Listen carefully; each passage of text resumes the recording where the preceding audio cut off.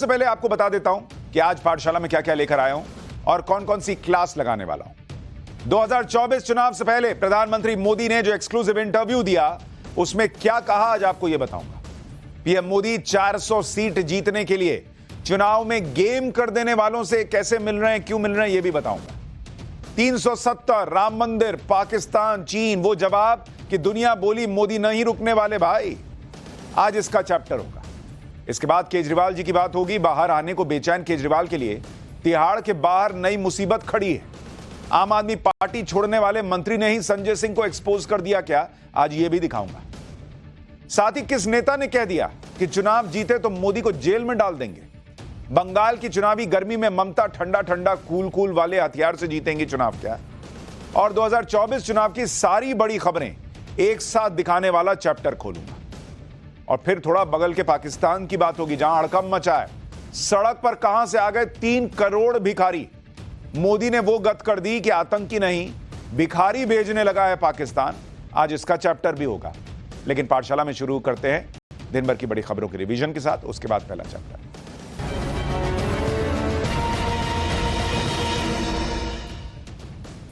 बिहार के पूर्णिया से निर्दलीय चुनाव लड़ रहे पप्पू यादव के ऑफिस में आज पुलिस ने छापा मार दिया।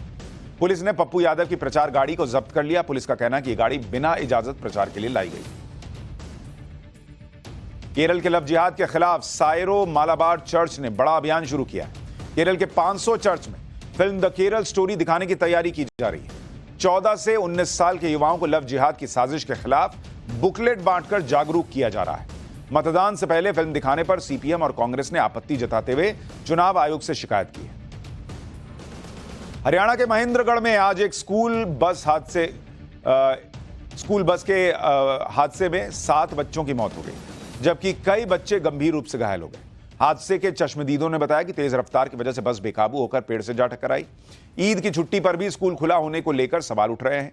आरोपी ड्राइवर को गिरफ्तार कर लिया गया है, जबकि स्कूल के संचालक और प्रिंसिपल को हिरासत में लिया गया है। क्रिकेटर हार्दिक पांड्या के सौतेले भाई वैभव पांड्या को धोखाधड़ी के मामले में मुंबई पुलिस ने गिरफ्तार किया है। वैभव पांड्या को अपने ही सौतेले भाइयों के साथ 4 करोड़ 30 लाख रुपए की धोखाधड़ी करने का दोषी पाया गया है। एक बिजनेस में वैभव के साथ हार्दिक पांड्या और कृणाल पांड्या की भी हिस्सेदारी थी, लेकिन आरोप है कि वैभव ने कंपनी के मुनाफे का पैसा अपने भाइयों को देने की बजाय एक अलग कंपनी बनाकर उसमें ट्रांसफर कर दिया।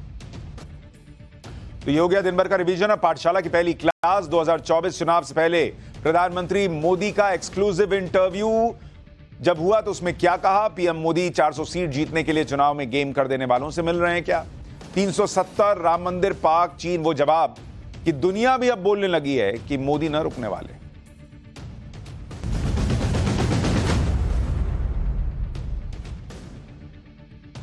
आज हम प्रधानमंत्री नरेंद्र मोदी की एक्सक्लूसिव इंटरव्यू की बातें आपको दिखाएंगे, जिसमें कश्मीर का जिक्र है, 370 का जिक्र है, राम मंदिर और पाकिस्तान, चीन से लेकर हर वो जवाब प्रधानमंत्री ने दिया है, जिसके बाद दुनिया बोलने लगी है कि नरेंद्र मोदी अनस्टॉपेबल हैं। इस इंटरव्यू के बारे में आगे आपको बताऊंगा, लेकिन पहले यह देख लीजिए कि इस चुनाव में प्रधानमंत्री नरेंद्र मोदी गजब ही लेवल पर लोगों से कनेक्ट कर रहे हैं।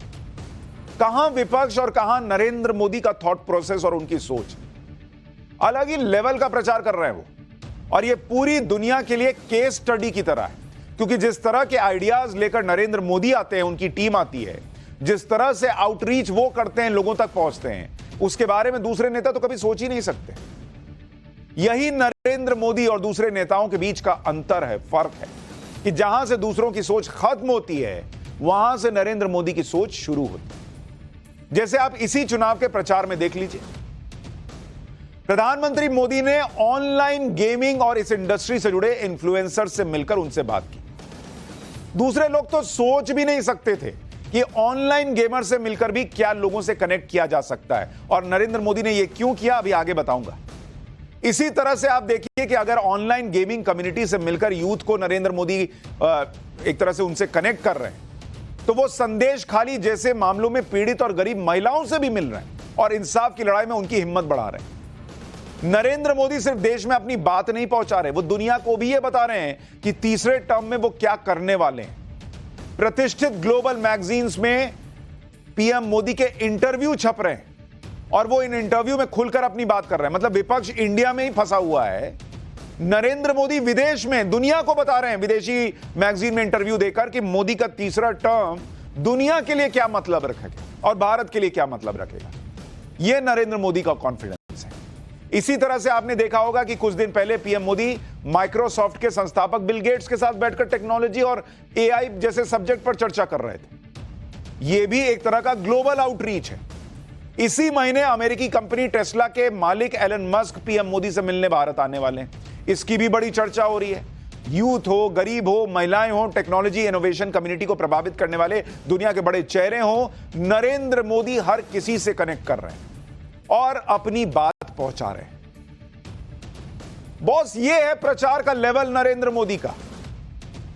और विपक्ष वही घिसा पिटा राग, ईवीएम जो है वो हैक हो रही है, वही घिसा पिटा राग, लोकतंत्र खत्म हो गया है, वही घिसा पिटा राग कि नरेंद्र मोदी जो है वो देश को बर्बाद कर रहा है।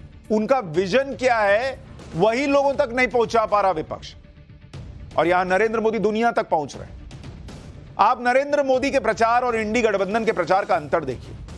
विपक्ष का प्रचार केवल प्रेस कॉन्फ्रेंस, रैली और रोड शो तक सीमित है। पीएम मोदी हर वर्ग के इन्फ्लुएंसर से मिल रहे हैं, कॉन्क्लेव कर रहे हैं, तीसरे टर्म का प्लान डिस्कस कर रहे हैं।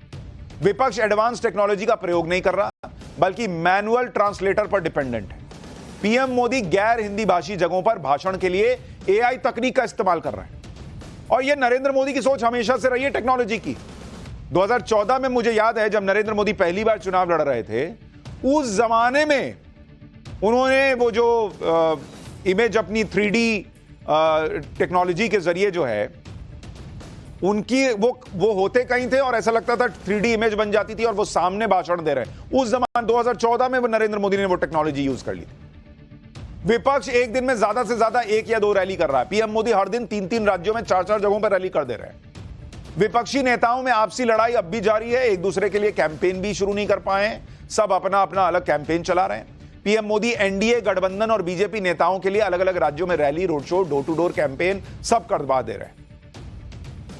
इतना मैसिव फर्क, और उसके बाद आप कहेंगे कि आप क्यों हार रहे हैं, तो किसी पत्रकार को बैन कीजिए, किसी इलेक्शन कमीशन पे सवाल उठाइए। बॉस, ये करते रहिए, फर्क नहीं पड़ रहा है देश की जनता को इससे, क्योंकि कौन मेहनत कर रहा है और कौन नहीं कर रहा है ये पब्लिक देख रही है। नरेंद्र मोदी और दूसरे नेताओं के बीच सोच का यही बड़ा अंतर लोगों को दिख जाता है कि नरेंद्र मोदी ऐसे आइडियाज लेकर आ जाते हैं जिसके बारे में दूसरे नेता नहीं सोच रहे। जैसे आज ही देखिए ना बॉस, किसने सोचा था कि ऑनलाइन गेमिंग की भी एक बड़ी कम्युनिटी है और इनके इन्फ्लुएंसर से मिलकर यूथ से कनेक्ट किया जा सकता है। नरेंद्र मोदी ने सोच भी लिया, कर भी दिया। देश के टॉप ऑनलाइन गेमर से पीएम मोदी की मुलाकात का आज ही एक वीडियो आया जिसमें PM Modi online gaming influencer से बातचीत करते दिख रहे हैं। इस बातचीत का पूरा वीडियो बाद में रिलीज होगा, लेकिन अभी जो हाइलाइट्स आई हैं उसमें दिख रहा है कि इस दौरान पीएम नरेंद्र मोदी ने भी ऑनलाइन गेमिंग में हाथ आजमाया। पीएम मोदी ने कुछ ऑनलाइन गेम खेलकर देखे। देश के टॉप ऑनलाइन गेमर्स के साथ पीएम मोदी का बॉन्ड अलग ही लेवल का दिख रहा था, और ये गेमर्स इस बात से हैरान थे कि पीएम मोदी कितने टेक्नो फ्रेंडली हैं। और नरेंद्र मोदी 73 साल के हैं बॉस, लेकिन यूथ से देखिए, कनेक्ट देखिए, और ऑनलाइन गेमिंग के बारे में कितना जानते हैं। वो गेमर्स हैरान थे बॉस। एक बार सुनिए गेमर्स और पीएम मोदी के बीच कैसा कनेक्शन दिखा, फिर आपको बताऊंगा कि ऑनलाइन गेमर से मुलाकात के बाद देश के यूथ में पीएम मोदी की रीच कितनी ज्यादा बढ़ेगी, इस मुलाकात का क्या असर होगा। पीएम के साथ गेम खेल, आई थिंक ये वंस इन अ लाइफ वाला एक चीज हो गया जो मैं आई थिंक कभी नहीं भूल पाऊंगी। तो पुलिस पीएम को गेमर टैग देना चाहिए, तो वो हमें क्या कहते हैं, नमो OP.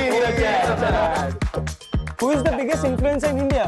It's our Prime Minister. मैंने उल्टा दोस्तों में फैला दिया था कि खेलो मेरे साथ। मैं बीमार हूँ, तुम भी हो जाए। But that moment जब बस वो आ रहे हैं, हार्ट बीट स्टॉप हो जाने वाला मोमेंट था वो।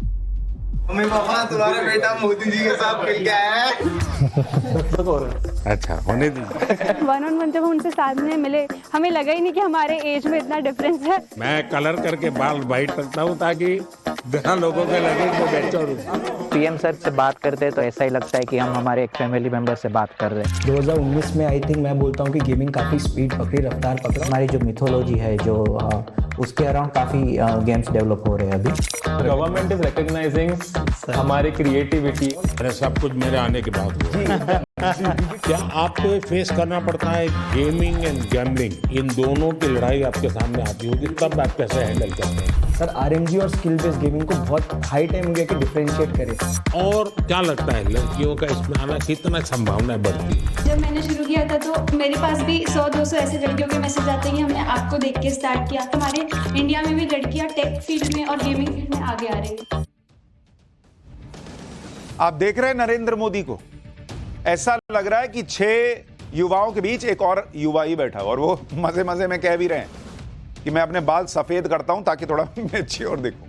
लेकिन सवाल यह है कि पीएम मोदी लोकसभा चुनाव के प्रचार के बीच में अचानक ऑनलाइन गेमर से क्यों मिल रहे हैं भाई? इससे बीजेपी को क्या फायदा होगा?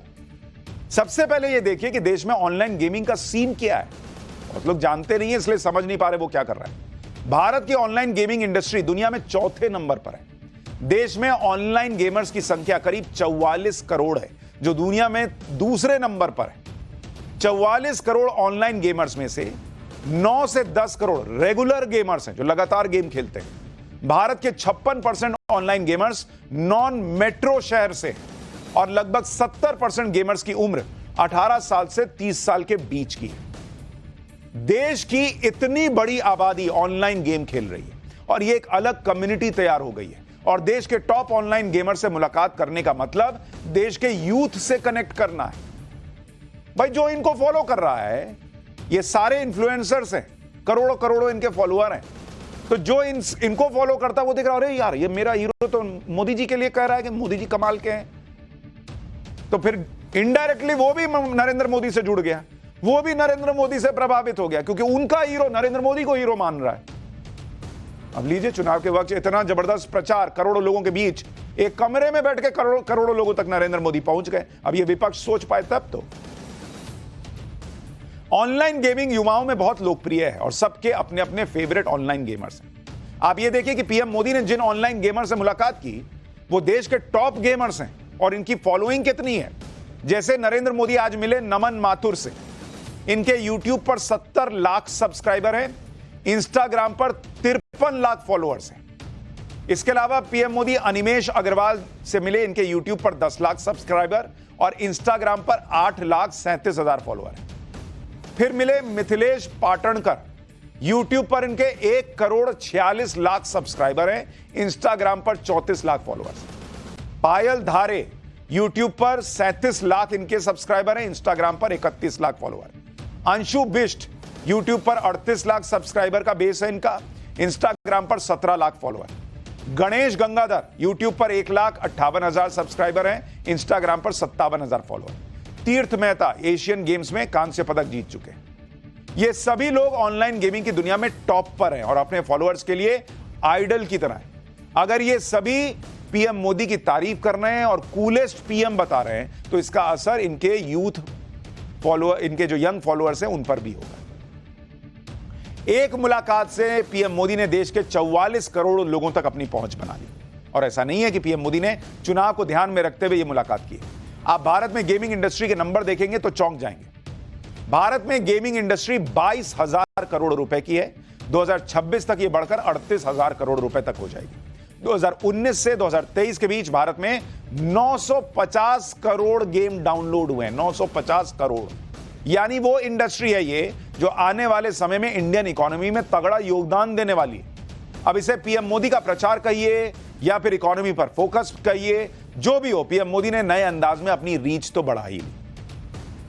पीएम मोदी जिस तरह से अलग अलग वर्ग के लोगों से कनेक्ट कर रहे हैं वो दरअसल सीखने वाली बात है। आप देखिए कि इस साल मार्च से लेकर अभी तक पीएम मोदी ने क्या क्या किया। पीएम मोदी ने ऑनलाइन गेमर से मिलकर गेमिंग कम्युनिटी तक रीच बना ली, ये तो अभी आपको दिखाया। उससे पहले मार्च में स्टार्टअप महाकुंभ का आयोजन किया इन्होंने, जिसमें पीएम मोदी ने देश में स्टार्टअप करने वालों से मुलाकात की। ये भी बहुत बुजुर्ग लोग तो है नहीं, ये भी यूथ ही है। मार्च में ही पीएम मोदी ने क्रिएटर्स अवार्ड दिया था, जिसमें सोशल मीडिया के इन्फ्लुएंसर्स और अलग अलग फील्ड में क्रिएटिव काम करने वालों को सम्मानित किया था। यानी ये 3 इवेंट ही मिला लीजिए तो नरेंद्र मोदी ने करोड़ों युवाओं तक अपनी पहुंच बना ली। एक तरफ यूथ से जुड़कर पीएम मोदी आने वाली पीढ़ी से कनेक्ट हो रहे हैं, उनके विजन को भी अपने विजन के साथ कनेक्ट कर रहे हैं। दूसरी तरफ वो इंटरनेशनल लेवल पर भी दुनिया को मजबूत सरकार और मजबूत भारत का मैसेज दे रहे हैं। पीएम मोदी ने एक इंटरनेशनल मैगजीन न्यूज वीक को इंटरव्यू दिया है, जिस एक्सक्लूसिव इंटरव्यू के बारे में मैं बात कर रहा था, वो एक्सक्लूसिव इंटरव्यू उन्होंने न्यूज वीक को दिया। और ये इंटरव्यू क्यों इंपॉर्टेंट है अभी आपको पता चलेगा। दरअसल इंटरनेशनल मैगजीन के कवर पेज पर पीएम मोदी की तस्वीर छपी और लिखा है अनस्टॉपेबल, यानी इंटरनेशनल मैगजीन भी मान रही है कि नरेंद्र मोदी को रोकने वाला इस वक्त कोई नहीं है। यह वक्त नरेंद्र मोदी का है, उनके सामने कोई टिकने वाला नहीं है। यह कवर पेज पे छपा है अनस्टॉपेबल, यानी जिसको रोका ना जा सकता। कवर पेज में यह भी लिखा है कि how Narendra Modi is changing India and the world, यानी मैगजीन लिख रहा है कि पीएम मोदी कैसे भारत को और दुनिया को बदल रहे हैं। यह विदेशी मैगजीन छाप रहा है बॉस कि नरेंद्र मोदी दुनिया को बदल रहे हैं। अब इसको भी कह दो कि मोदी जी ने मीडिया खरीद ली, ये कर लिया, वो कर लिया, कहने को कहते रहो बॉस, लेकिन चीजें छप रही हैं। मैगजीन ने इंटरव्यू की जो हेडलाइन दी है उसमें लिखा है कि Narendra Modi and the unstoppable rise of India. खास बात यह भी है कि इंदिरा गांधी के बाद पीएम मोदी भारत के दूसरे ऐसे प्रधानमंत्री हैं जिनका cover photo Newsweek magazine में छपा है। इंदिरा गांधी की कवर फोटो साल 1966 में छपी थी और उसके 58 साल बाद अब पीएम मोदी की कवर फोटो छपी है। New York based Newsweek magazine ने पीएम मोदी का 90 मिनट का इंटरव्यू किया है। आमतौर पर ऐसे इंटरव्यू ग्लोबल कम्युनिटी तक अपना मैसेज पहुंचाने के लिए भी दिए जाते हैं। इंटरव्यू में पीएम मोदी ने चीन, पाकिस्तान, क्वाड, राम मंदिर, लोकसभा चुनाव समेत कई मुद्दों पर बात की। लोकसभा चुनाव के मुद्दे पर बात करते हुए पीएम मोदी ने कहा कि अक्सर दूसरे टर्म में ज्यादातर सरकारें अपनी लोकप्रियता खो देती हैं। पिछले कुछ सालों में कई सरकारों के प्रति असंतोष बढ़ा है, लेकिन भारत में अपवाद है, यहां सरकार का समर्थन बढ़ रहा है। पीएम मोदी ने यह भी कहा कि आज लोगों को यह भरोसा है कि अगर योजनाओं का लाभ किसी और को मिला है तो उन तक भी पहुंचेगा। यानी एक तरह से पीएम मोदी ने इंटरनेशनल मैगजीन को दिए इंटरव्यू के जरिए पूरी दुनिया को यह संकेत दिया कि तीसरी बार भी मोदी सरकार आ रही है। मैंने आपको कहा ना, सिर्फ यहां लोगों को नहीं बता रहे नरेंद्र मोदी कि मैं आ रहा हूं और मैं 2047 तक का विजन लेकर आ रहा हूं, वो दुनिया को भी बता रहे कि मैं आ रहा हूं। पीएम मोदी भी ये बखूबी समझते हैं कि इंटरनेशनल मैगजीन में उनके इंटरव्यू के छपने से बात कहां तक जाएगी, मैसेज कहां तक पहुंचेगा, और इसलिए पीएम मोदी ने खुलकर उन मुद्दों पर भी बात की जिसे लेकर भारत के दुश्मन भारत के खिलाफ माहौल बनाते हैं। ऐसे लोगों का एजेंडा पीएम मोदी ने न्यूज वीक के इंटरव्यू के जरिए ध्वस्त किया। जैसे कश्मीर में अनुच्छेद 370 हटाने के मुद्दे पर पीएम मोदी ने अंतर्राष्ट्रीय पत्रकारों को कहा कि आप मेरी बात पे मत जाइए, खुद यहां आकर देख लीजिए, कश्मीर में जाकर आपको साफ पता चलेगा कि इस कदम के बाद वहां क्या बदलाव हुआ है। तो जो रिपोर्टर सुन रहा है वो भी हिल गया कि अरे बॉस, अगर वहां कुछ गड़बड़ होता तो प्रधानमंत्री कहते कि यहां आके देख लीजिए। टन से घंटी बज गई उसकी, इसका मतलब बदलाव हो रहा है। इसी तरह पीएम मोदी से राम मंदिर पर सवाल किया गया, क्योंकि राम मंदिर का नाम भी भारत के दुश्मन भारत के खिलाफ नैरेटिव बना रहे थे, इसलिए पीएम मोदी ने इस सवाल पर भी खुलकर बात की। पीएम मोदी ने साफ कह दिया कि प्रभु श्री राम का नाम हमारी राष्ट्रीय चेतना पर अंकित है। भगवान राम के जीवन ने हमारी सभ्यता में विचारों और मूल्यों की रूपरेखा तय की है। भारत की एकता का ऐतिहासिक क्षण था और सदियों से लोग इस पल का इंतजार कर रहे हैं। राम मंदिर की प्राण प्रतिष्ठा के समारोह को पीएम मोदी ने राष्ट्र को जोड़ने वाला जश्न बताया। इसी तरह पाकिस्तान के मुद्दे पर पीएम मोदी ने साफ कहा कि भारत हमेशा आगे बढ़कर शांति की कोशिश करता है और ऐसे माहौल बनाने की कोशिश करता है जो आतंकवाद से मुक्त हो। यानी एक ही बयान से भारत का पक्ष भी रख दिया और आतंकवाद पर पाकिस्तान को लपेट भी लिया। इसी तरह पीएम मोदी से पाकिस्तान के इमरान खान को जेल भेजे जाने के मुद्दे पर सवाल किया गया।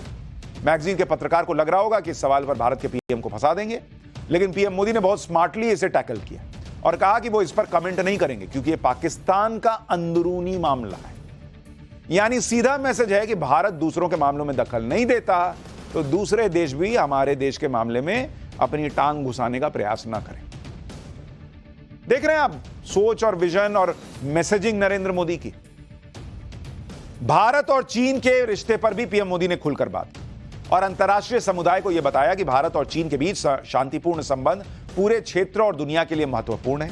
पीएम मोदी ने कहा कि भारत के लिए चीन के साथ रिश्ते अहम हैं और उन्हें उम्मीद है कि द्विपक्षीय बातचीत से सीमाओं पर शांति और स्थिरता बहाल होगी। जब पीएम मोदी से क्वाड के बारे में पूछा गया तो दूसरे देशों के साथ मिलकर चीन के खिलाफ ग्रुपिंग कर रहे हैं क्या वो, तो पीएम मोदी ने समझाया कि हर देश बहुत सारे ग्रुप से जुड़ा हुआ है और क्वाड किसी देश के खिलाफ नहीं है। क्वाड भी एससीओ और ब्रिक्स जैसे संगठन की तरह एक ऐसा संगठन है जिसमें लाइक माइंडेड कंट्रीज हैं। नरेंद्र मोदी लगातार थर्ड टर्म की बात कर रहे हैं, लेकिन थर्ड टर्म की सिर्फ वो बात ही नहीं कर रहे हैं, बल्कि थर्ड टर्म में आगे वो क्या क्या करेंगे इसका प्लान जो है वो तैयार है और वो अभी से उस पर काम कर रहे हैं। जैसे आने वाला वक्त टेक्नोलॉजी और इनोवेशन का होगा, तो पीएम मोदी टेक्नोलॉजी और इनोवेशन से जुड़े दुनिया के टॉप लीडर से मिल रहे हैं। पहले उन्होंने बिल गेट्स से मुलाकात की, जिसकी बड़ी चर्चा हुई। इसमें उन्होंने आर्टिफिशियल इंटेलिजेंस पर बात की। आर्टिफिशियल इंटेलिजेंस को दुनिया का फ्यूचर माना जा रहा है और इसी तरह से वो अब एलन मस्क से मुलाकात करने जा रहे हैं। एलन मस्क की कंपनी टेस्ला इनोवेशन और टेक्नोलॉजी में टॉप की कंपनी है। ये वही ट्विटर वाले भैया, और इनकी जो कंपनी है वो इलेक्ट्रिक कारें बनाती है और दुनिया का फ्यूचर यही इलेक्ट्रिक कारें मानी जा रही हैं। उन इलेक्ट्रिक कारों का बनाने में टेस्ला का बड़ा योगदान है, वो सबसे आगे। एलन मस्क ने भारत आने को लेकर क्या कहा है, एक बार वो भी सुन लीजिए। ये ट्विटर वाले भाई साहब एलन मस्क भारत आ रहे हैं तो उन्होंने कहा कि भारत में प्रधानमंत्री नरेंद्र मोदी से मिलने के लिए उत्साहित हूं। यानी एलन मस्क कह रहे हैं कि वो भी बहुत एक्साइटेड है पीएम नरेंद्र मोदी से मिलने को लेकर। एलन मस्क के भारत आने और पीएम मोदी से मिलने को लेकर बड़ी चर्चाएं हैं। एलन मस्क लंबे समय से भारत में अपनी इलेक्ट्रिक कार टेस्ला को लाना चाहते हैं। अब चर्चा है कि टेस्ला भारत में प्लांट लगाने की प्लानिंग कर रहा है। टेस्ला प्लांट में करीब 16,000 करोड़ का निवेश होगा। प्लांट के लिए जमीन की तलाश की जा रही है। महाराष्ट्र और गुजरात में प्लांट लग सकता है। यानी वो टेस्ला कार जो आज तक भारत नहीं आई, अब उसकी मैन्युफैक्चरिंग यहां हो सकती है। पिछले साल जून में एलन मस्क ने अमेरिका में पीएम मोदी से मुलाकात की थी। उस समय एलन मस्क ने खुद को पीएम मोदी का फैन बताया था। यानी नई नई तकनीक सीखने और उसे इस्तेमाल करने में पीएम मोदी कोई संकोच नहीं करते। चुनाव प्रचार के दौरान पीएम मोदी नई एआई तकनीक का प्रयोग कर रहे हैं और मोदी का भाषण रियल टाइम में अलग अलग भाषाओं में लोग सुन पा रहे हैं। देखिए कैसे हो रहा है। বন্ধুগণ, ভ্রষ্টাচার, পরিবারবাদ আর তুষ্টিকরণে আকণ্ঠ ডুবে ইন্ডি জোটের নেতারা পাগল হয়ে যাচ্ছেন। ಪ್ರಜೆಗಳೇ, ಭ್ರಷ್ಟಾಚಾರ, ಪರಿಹಾರವಾದ, ಆ ತುಷ್ಟೀಕರಣದಲ್ಲಿ ಆ ಕಂಡಂದೆ ಹಿಂದಿ ಗಠಬಂಧನ್ ನೇತಾರ ತುಂಬಾ ಹೆದರ್ಕೋತಾ ಇದ್ದಾರೆ. பிஜேபியினுடைய ஆட்சிக்கு தமிழ்நாட்டை முன்னேற்றத்துக்கு கொண்டு போறதுக்கான தடை இருக்கு. இதுக்காக இந்திய அரசு நிறைய திட்டங்களோட பணத்தை நேரடியா இங்க இருக்கிற பயனாளிகளுக்கு அனுப்புது. మిత్రులారా, అవినీతి మరియు देख रहे हैं आप, बोल वो हिंदी में रहे लेकिन 4 भाषाओं में सुनाई दे रहा है लोगों को। पीएम मोदी का लोगों से कनेक्ट और जो उसका जरिया है, उनका जनसंपर्क अभियान भी बना हुआ है जिसमें वो रैली और रोड शो के जरिए जनता तक अपनी बात पहुंचाते हैं। हम आपको लगातार बता ही रहे हैं कि कैसे पीएम मोदी जबरदस्त चुनाव प्रचार में जुटे हैं। 2 से 3 राज्यों में एक दिन में घूम के प्रचार कर रहे हैं। आज पीएम मोदी उत्तराखंड के ऋषिकेश में थे, वहां उन्होंने प्रचार किया। रैली के दौरान पीएम मोदी ने डमरू भी बजाया और लोगों की ऊर्जा बढ़ाई। पीएम मोदी ने डमरू बजाकर रैली में आई भीड़ का स्वागत किया। रैली में पीएम मोदी ने कहा कि उनके लक्ष्य बहुत बड़े हैं। पीएम को एक बार सुन लीजिए, फिर आपको बताऊंगा कि ऋषिकेश की रैली में पीएम मोदी ने अचानक सीएम धामी का हाथ क्यों पकड़ा। आपके सपने ही मेरा संकल्प है। साथियों, आप लोग मुझे भली भांति जानते हैं। इतने साल हो गए, मेरी जिंदगी को भी करीबी से जानते हैं। आपने मैं कैसे काम कर रहा हूं सब देखा है। आप सब ये जानते हैं कि मोदी आराम करने के लिए पैदा नहीं हुआ है। न ही मोदी मौज करने के लिए पैदा हुआ है। मोदी मेहनत करता है क्योंकि मोदी के लक्ष्य बहुत बड़े हैं और ऐसे लक्ष्य जो सिर्फ और सिर्फ मेरे देशवासियों से जुड़े हैं, देश और विदेश में लोगों से कनेक्ट करने के साथ पीएम मोदी अपनी पार्टी के नेताओं से भी शानदार तरीके से कनेक्ट करते हैं और उनका सम्मान करते हैं। अब जैसे ये तस्वीर देखिए, उत्तराखंड के सीएम पुष्कर धामी पीएम मोदी के साथ मंच पर बैठे थे। भाषण देने के लिए सीएम उठे तो पीएम मोदी के पीछे से जाने लगे कि रास्ता सामने से नहीं जाएंगे, तो पीएम मोदी ने उन्हें रोककर सामने से जाने के लिए कहा। इसी तरह से उत्तर प्रदेश के सीएम योगी आदित्यनाथ ने भी किया था, तो पीएम मोदी ने योगी आदित्यनाथ को भी सामने से ही जाने के लिए कहा था कि यार इधर से जाइए ना बॉस, क्या दिक्कत है। तो नरेंद्र मोदी का ये जो स्वभाव है, ये जो कनेक्ट है, ये लोग देखते हैं और फिर जो होता है वो तो चुनाव में दिखता ही है। फिर आप ईवीएम को गाली दीजिएगा, किसी को भी दीजिए, फर्क क्या पड़ रहा है। पाठशाला में अब अगली क्लास, जिसमें आपको बताऊंगा कि बाहर आने को बेचैन केजरीवाल के लिए तिहाड़ के बाहर नई मुसीबत खड़ी है। आम आदमी पार्टी छोड़ने वाले मंत्री ने ही संजय सिंह का झूठ कैसे एक्सपोज कर दिया, इसके बारे में भी बताऊंगा।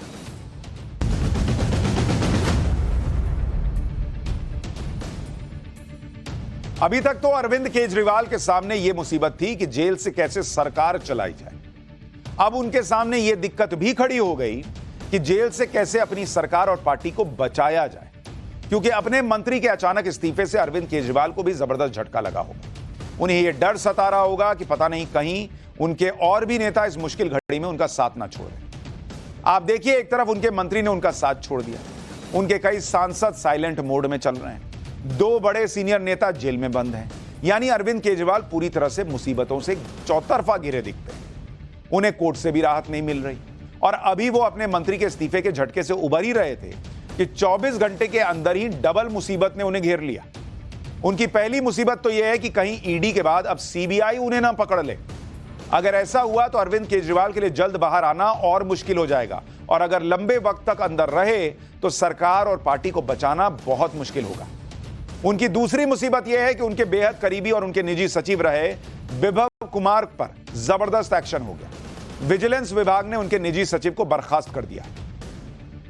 अरविंद केजरीवाल की पहली मुसीबत तो सीबीआई के डर से जुड़ी हुई है कि भाई ईडी से छूटेंगे तो पता चला सीबीआई ने पकड़ लिया। और यह डर अरविंद केजरीवाल को इसलिए सता रहा होगा क्योंकि शराब घोटाले में फंसी बीआरएस नेता के कविता को अब सीबीआई ने अपनी गिरफ्त में ले लिया है। के कविता को 15 मार्च को ही ईडी ने अपनी कस्टडी में लिया था और वो अभी तिहाड़ जेल में बंद है। ईडी के बाद अब सीबीआई के कविता से पूछताछ करेगी, उनका बयान रिकॉर्ड करेगी और उनके लिए सीबीआई ने कोर्ट से मंजूरी ले ली है। शराब घोटाले में के कविता एक मुख्य आरोपी है। उन पर आरोप है कि उन्होंने अरविंद केजरीवाल और आम आदमी पार्टी के बाकी नेताओं के साथ मिलकर घोटाले की साजिश रची। के कविता पर आरोप है कि उन्होंने आम आदमी पार्टी के नेताओं के साथ मिलकर 100 करोड़ की रिश्वत के बदले में शराब नीति में फायदा मिलने की डील की थी। सीबीआई के शिकंजे में के कविता के आने से अरविंद केजरीवाल इसलिए भी टेंशन में आ गए हों क्योंकि आप देखिए, शराब घोटाला हुआ, मनीष सिसोदिया 26 फरवरी 2023 को सीबीआई ने गिरफ्तार किया और 9 मार्च 2023 को ईडी की एंट्री हुई, गिरफ्तारी हो गई। के कविता 15 मार्च 2024 को ईडी ने गिरफ्तार किया, 11 अप्रैल 2024 को सीबीआई की एंट्री हुई, गिरफ्तारी हो गई। अरविंद केजरीवाल 21 मार्च को गिरफ्तार हुए, ईडी ने गिरफ्तार किया और अब कहा जा रहा है कि किसी भी वक्त सीबीआई की एंट्री संभव है। और यही वजह है कि अरविंद केजरीवाल तनाव में होंगे क्योंकि वो ये समझ रहे होंगे कि आज नहीं तो कल उनका सीबीआई से भी सामना होना है और के कविता की सीबीआई ने जो गिरफ्तारी की है उसके बाद अगला नंबर अरविंद केजरीवाल का आ सकता है। अब यह समझिए कि अगर सीबीआई की एंट्री हो गई तो केजरीवाल की मुसीबत कैसे बढ़ेगी। देखिए, अभी का स्टेटस यह है कि अरविंद केजरीवाल को हाईकोर्ट से झटका लगा। वो ईडी की गिरफ्तारी के खिलाफ सुप्रीम कोर्ट गए। अगर किसी भी तरह से उन्हें सुप्रीम कोर्ट से राहत मिल भी जाती है तो सीबीआई की वजह से बड़ा झटका लग सकता है। अगर सीबीआई केजरीवाल को गिरफ्तार करेगी तो फिर उन्हें नए सिरे से 14 दिन की सीबीआई हिरासत में जाना पड़ सकता है, जिसके बाद उन्हें न्यायिक हिरासत में जेल जाना पड़ सकता है और यह सब कुछ सीबीआई और कोर्ट के निर्णय पर निर्भर होगा। जिस तरह से वो ईडी की गिरफ्तारी के खिलाफ कोर्ट जा रहे हैं उसी तरह से फिर सीबीआई की गिरफ्तारी के लिए कोर्ट जाना होगा। इस सब में वक्त लगेगा जो कि कोर्ट की तारीखों पर निर्भर करेगा। यानी कुल मिलाकर केजरीवाल की मुसीबत दोगुनी हो जाएगी और यह तो तब होगा जब वो सुप्रीम कोर्ट जो गए हैं वहां से कोई राहत मिल जाए तो। अभी वो मिलेगी या नहीं यह भी कुछ पता नहीं है। एक तरफ दिल्ली हाईकोर्ट कह चुका है कि अरविंद केजरीवाल की गिरफ्तारी एकदम सही थी और कानून के मुताबिक। इसके बावजूद आम आदमी पार्टी कोर्ट के फैसले को किनारे लगाते हुए सड़कों पर उतर गई। आम आदमी पार्टी जनता के बीच जाकर जेल का जवाब वोट से दो ये अभियान चला रही है। आम आदमी पार्टी का दावा है कि जनता अरविंद केजरीवाल की गिरफ्तारी से गुस्से में है। जनता गिरफ्तारी को साजिश मान रही है। आम आदमी पार्टी कह रही है कि अरविंद केजरीवाल की साजिशन गिरफ्तारी के खिलाफ वो डोर टू डोर कैंपेन चला रही है।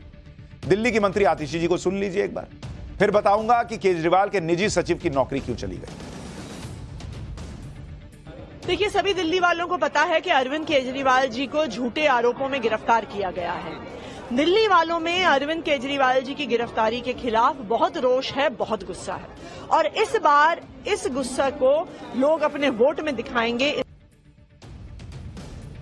एक सांस में कह रही हैं कि सारी दिल्ली को पता है कि केजरीवाल को साजिश के तहत फंसाया गया, और फिर दूसरी सांस में कहती हैं कि हम डोर टू डोर कैंपेन करेंगे। अरे भाई, जब दिल्ली को सब पता ही है तो दरवाजे दरवाजे जाने की जरूरत क्यों पड़ रही है?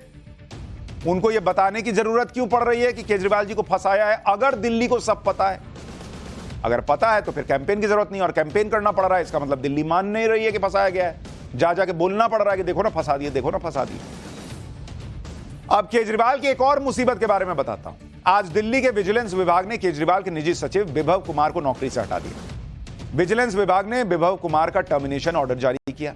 अपने ऑर्डर में विजिलेंस विभाग ने कहा कि विभव कुमार की नियुक्ति केंद्रीय सिविल सेवा के नियमों का उल्लंघन करके की गई। विभव कुमार का अपॉइंटमेंट नियमों का ईमानदारी से पालन किए बिना हुआ, इसलिए नियुक्ति अवैध है। विजिलेंस विभाग ने विभव कुमार के खिलाफ 2007 के एक लंबित मामले का हवाला देते हुए आदेश जारी किया है। दरअसल विभव कुमार के खिलाफ नोएडा में कई धाराओं में एक मुकदमा दर्ज है। नियम के मुताबिक नियुक्ति के समय विभव कुमार को इसकी जानकारी विभाग को देनी चाहिए थी, लेकिन पुलिस वेरिफिकेशन भी हो गया और विभव कुमार ने केस दर्ज होने की जानकारी छुपा ली। आरोप ईडी ने भी कुछ दिन पहले केजरीवाल के निजी सचिव विभव कुमार से शराब घोटाले के संबंध में पूछताछ की थी। ईडी के मुताबिक विभव ने अपने मोबाइल नंबर का IMEI नंबर सितंबर 2021 से जुलाई 2022 के बीच 4 बार बदला था। विभव कुमार पर सरकारी काम में बाधा डालने और शिकायतकर्ता को धमकी देने का भी आरोप है। अब विभव कुमार केजरीवाल के बहुत करीबी बताए जाते हैं। वो व्यक्ति जो ईडी की कस्टडी में जब अरविंद केजरीवाल थे तो उनकी पत्नी सुनीता केजरीवाल मिलती थी और ये आदमी मिलता था, बस, और कोई नहीं मिलता था। वो आदमी आज पद से हट गया। केजरीवाल के निजी सचिव पर एक्शन से सीधे केजरीवाल को झटका लगेगा, क्योंकि विभव कुमार वो व्यक्ति हैं जो लंबे समय से केजरीवाल के बहुत करीबी रहे। विभव कुमार अरविंद केजरीवाल के साथ उनके NGO परिवर्तन के समय से साथ हैं, यानी जब अरविंद केजरीवाल राजनीति में आए भी नहीं थे तब से वो उनके बेहद करीबी रहे। जैसे ही आम आदमी पार्टी की सरकार बनी, अरविंद केजरीवाल ने विभव कुमार को अपना पर्सनल सेक्रेटरी नियुक्त कर दिया। तब से लेकर अब तक विभव कुमार उनके पर्सनल सेक्रेटरी रहे और वही उनके रोजाना के काम को मैनेज कर रहे थे। तिहाड़ जेल में भी विभव कुमार अरविंद केजरीवाल के साथ मुलाकात कर चुके हैं। मंगलवार को तिहाड़ जेल में अरविंद केजरीवाल ने पत्नी सुनीता केजरीवाल और निजी सचिव रहे विभव से ही मुलाकात की। विभव कुमार अगर अपने पद पर रहते तो शायद अरविंद केजरीवाल के लिए चीजों को मैनेज करना थोड़ा आसान होता। यही बात बीजेपी भी कह रही है और उनके टर्मिनेशन को सही ठहरा रही है। बीजेपी नेता कपिल मिश्रा ने क्या कहा, सुनिए, फिर बताता हूं कि कल आम आदमी पार्टी और मंत्री पद छोड़ने वाले राजकुमार आनंद ने आज क्या नया खुलासा किया। ये एक आवश्यक कदम था, क्योंकि विभव स्वयं भ्रष्टाचार के मामले में जांच के दायरे में है और उनका जो अपॉइंटमेंट था वो भी गैर कानूनी तरीके से किया गया था। आज जब मुख्यमंत्री खुद जेल के अंदर हैं, तब पर्दे के पीछे से मुख्यमंत्री के इशारों पर जेल के अंदर से सरकार चलाने की, अपराधों के साक्ष्य मिटाने की कोशिश भी विभव कुमार के द्वारा की जा सकती थी और ईडी विभव कुमार से भी पूछताछ कर रही है। तो विजिलेंस डिपार्टमेंट का ये कदम एक सकारात्मक कदम है। इधर जेल में बंद केजरीवाल की मुसीबतें बढ़ती चली जा रही। केजरीवाल की पार्टी छोड़कर जा रहे नेता हर रोज नया जख्म दे रहे हैं। केजरीवाल के इस्तीफा देने वाले मंत्री राजकुमार आनंद ने आज आम आदमी पार्टी के उस आरोपों का जवाब दिया जिसमें पार्टी यह कह रही है कि ईडी के दबाव में उन्होंने इस्तीफा दिया है। राजकुमार आनंद ने आज यह भी क्लियर कर दिया कि उन्हें 12 अप्रैल को ईडी का कोई नोटिस आया ही नहीं, जबकि कल संजय सिंह मीडिया रिपोर्ट्स का हवाला देते हुए कह रहे थे कि उन्हें तो ईडी का नोटिस मिला और वो ईडी के दबाव में है, इसलिए पार्टी छोड़ दी। एक बार सुनिए राजकुमार आनंद को, फिर बताऊंगा कि केजरीवाल के कौन से एक और करीबी भी ईडी की रडार पर आ गए। मैं यही क्लैरिफाई करना चाहता हूं कि मैं ईडी से डर कर नहीं आया। मेरे बच्चों पर कोई तलवार नहीं लटक रही जो मैं पार्टी छोड़ के या कोई चीज छोड़ के आया या अपना मंत्री पद छोड़ के आ गया। मुझे भी पता है कि मंत्री रोज रोज नहीं बनते, सबको समझता हूं मैं।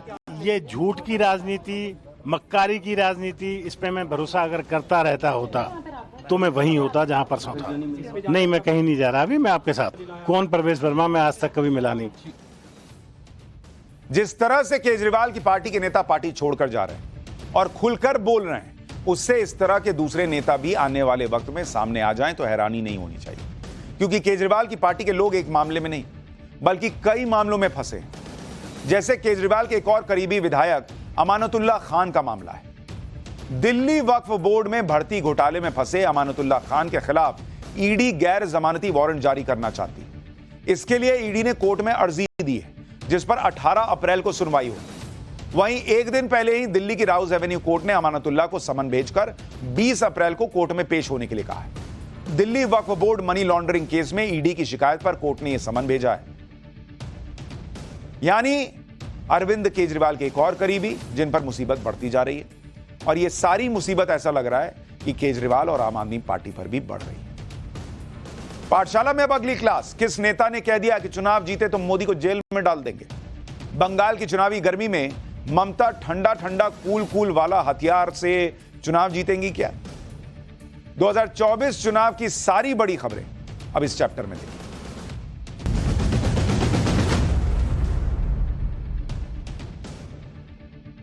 पश्चिम बंगाल की राजनीति में खेला करने वाली ममता बनर्जी के साथ इस बार खुद ऐसा खेला हो गया कि उन्हें इस बार का चुनाव बहुत मुश्किल लग रहा है।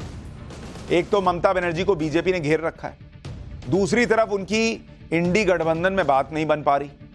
तो दो तरफ से फंसी हुई ममता बनर्जी के लिए अब इस सियासी मुसीबत से निकलने का यही रास्ता दिख रहा है कि किसी तरह से मुस्लिम वोटों को एकजुट करके अपने पाले में रखें। इसलिए वो ईद पर भी राजनीति करने से नहीं हिचकी। आज ईद के मौके पर ममता बनर्जी कोलकाता के एक इवेंट में शामिल हुई, लेकिन ईद की बात तो पीछे छूट गई। ममता बनर्जी सीएए और एनआरसी की बात करने लगी ईद के कार्यक्रम में। ममता बनर्जी ने कह दिया कि वो बंगाल में सीएए, एनआरसी और यूनिफॉर्म सिविल कोड लागू नहीं होने देंगी। इसे वो किसी को जबरदस्ती लागू नहीं करने देंगी। उन्होंने कहा कि वो खून बहाने को तैयार हैं, लेकिन अत्याचार बर्दाश्त नहीं करेंगे। ममता ने यह भी कहा कि जब तक वो जिंदा हैं कोई आपको नुकसान नहीं पहुंचा सकता। ममता बनर्जी ने कहा कि जांच एजेंसियों के नाम पर सबको डराया जा रहा है, इसलिए वो बीजेपी को कहना चाहती है कि एक जेल बना दो और सबको जेल में डाल दो।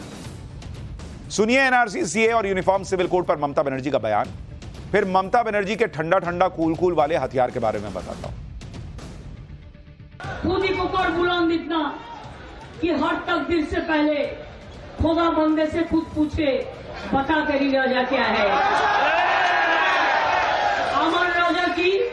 আমার ইচ্ছে সর্বধর্ম সমন্বয়, আমার ইচ্ছে আপনাদের নিরাপত্তা, আপনাদের জীবন, no NRC, no cash, no uniform civil code.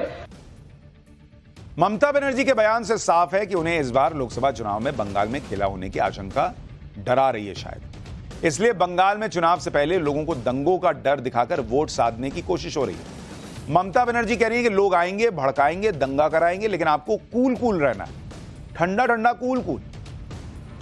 पहले ममता बनर्जी को सुनिए, फिर ममता बनर्जी के इस बयान की वजह आपको बताऊं। ये लोग किसका नाम पे आपको नाम है दंगा करने चाहता है। कोई दंगा करने अगर आते हैं आप चुपचाप रहो, माथा ठंडा रहो, बिल्कुल आप रहे कुल कुल, हम रहेगा कुल कुल। उसको दांगा फसाद का चक्रांत हम नहीं करने देंगे। एक चॉकलेट बम भी बंद फटते हैं, एनआईए को भेज देता है, सबको अरेस्ट कर लो। सबको अरेस्ट करते करते तुम्हारा देश ही सुनना हो जाएगा, यही बात में रहता है। ममता बनर्जी कह रही हैं कि कूल कूल रहो भैया, कूल कूल। ममता बनर्जी इस तरह की बातें इसलिए कह रही हैं क्योंकि उन्हें मुस्लिम वोटों के बढ़ जाने का शायद डर है। मुस्लिम वोट अगर कांग्रेस और लेफ्ट के पाले में गए तो ममता बनर्जी को चुनाव में बहुत मुश्किल आ जाएगी। दूसरी तरफ संदेश खाली का मामला उनकी राजनीति को बहुत भारी पड़ रहा है, क्योंकि बीजेपी लगातार संदेश खाली के मुद्दे को उठाए हुए है। कलकत्ता हाईकोर्ट ने भी कल संदेश खाली के मामले की सीबीआई जांच के आदेश दे दिए। इससे भी ममता सरकार की मुश्किलें बढ़ चुकी हैं। सीबीआई की टीम ने संदेश खाली की जांच भी शुरू कर दी है। संदेश खाली की पीड़ितों तक पहुंचने के लिए सीबीआई ने एक ईमेल आईडी जारी किया है। यह ईमेल आईडी है sandeshkhali@cbi.gov.in। ऐसे पीड़ित जो किसी डर या दबाव की वजह से सामने नहीं आ रहे हैं, वो ईमेल के जरिए भी सीबीआई को अप्रोच कर सकते हैं। हाईकोर्ट के ऑर्डर के मुताबिक ही सीबीआई ने यह ईमेल जारी किया है और लोकल अथॉरिटी से इस संबंध में जगह जगह नोटिस लगाने के लिए भी कहा गया है। सीबीआई को इस मामले में 2 मई तक अपनी रिपोर्ट कोर्ट को सौंपनी होगी। संदेश खाली के मामले में अगर ममता बनर्जी पहले से एक्शन लेती तो उन पर शेख शाहजहां जैसे नेताओं के संरक्षण का आरोप नहीं लगता। लेकिन इंडी गठबंधन की पार्टियां खुद कुल्हाड़ी पर पैर मारती हैं। इसका एक उदाहरण बिहार है, जहां आरजेडी जैसी पार्टियों के नेता पीएम मोदी पर पर्सनल अटैक करके पीएम मोदी का ही काम आसान कर रहे हैं। बिहार में लालू यादव की बेटी मीसा भारती ने पीएम मोदी को जेल में डालने की धमकी दे दी। बिहार की पाटलिपुत्र सीट से आरजेडी कैंडिडेट मीसा भारती ने कहा कि अगर चुनाव के बाद इंडी गठबंधन को जनता ने मौका दिया और सरकार बन गई तो प्रधानमंत्री समेत बीजेपी के सभी नेता जेल के अंदर होंगे। मीसा भारती ने 2 बार पीएम मोदी के जेल जाने को लेकर बयान दिया। पहली बार एक इंटरव्यू में बयान दिया था और अब एक चुनावी रैली के दौरान यह बात कही। सुनिए मीसा भारती ने क्या कहा, उसके बाद बताऊंगा मीसा भारती के बयान पर बीजेपी ने क्या पलटवार किया। जो इंडिया गठबंधन है 30 लाख रोजगार दे रहा है, उसमें उनको तुष्टीकरण दिख रहा है। किसानों की आय दुगनी करने की हम बात कर रहे हैं, हम एमएसपी लागू करने की बात कर रहे थे, इनको तुष्टीकरण नजर आ रहा है।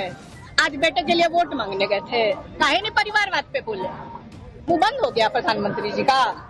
इलेक्ट्रल बॉन्ड पे कौन जवाब देगा? जब आते हैं वो हमारे परिवार पे आरोप लगाते हैं भ्रष्टाचार का। जानते हैं कितना बड़ा भ्रष्टाचार है। अगर देश की जनता ने कहीं हमें मौका दे दिया इंडिया गठबंधन को, प्रधानमंत्री से लेकर के जितने भी भाजपा नेता हैं जेल के अंदर बंद हो। मीसा भारती तो चैलेंज कर रही है कि सरकार बन गई तो नरेंद्र मोदी को जेल में डाल देंगे। मीसा भारती ने पीएम मोदी को जेल भेजने की बात कही तो बीजेपी ने उन्हें उनके पूरे परिवार का इतिहास याद दिला दिया। बीजेपी नेता रविशंकर प्रसाद ने क्या कहा वो सुनिए, फिर चुनाव के बीच कांग्रेस में मची भगदड़ के बारे में बताऊंगा। क्या हो गया मीसा भारती को? शर्मिंदगी की पराकाष्ठा है।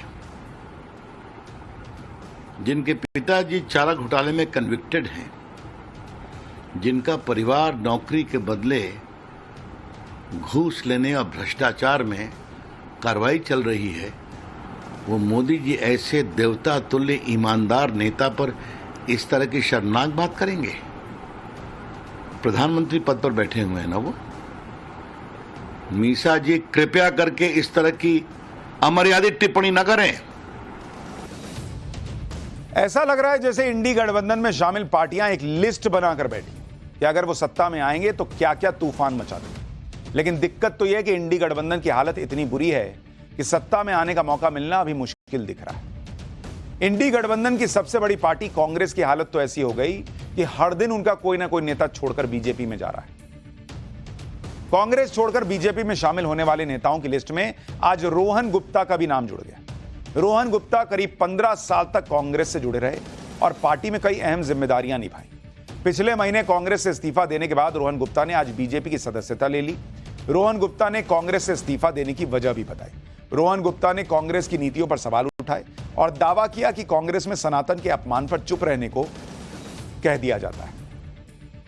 यानी एक और व्यक्ति जो सनातन का अपमान न सह सका और कांग्रेस छोड़कर चला गया। इसके पहले गौरव वल्लभ यही बात कहकर निकले कि भाई राम मंदिर में जो हुआ, उस कार्यक्रम में जो हुआ और सनातन का जो अपमान हो रहा है इंडी गठबंधन में, वो बर्दाश्त नहीं।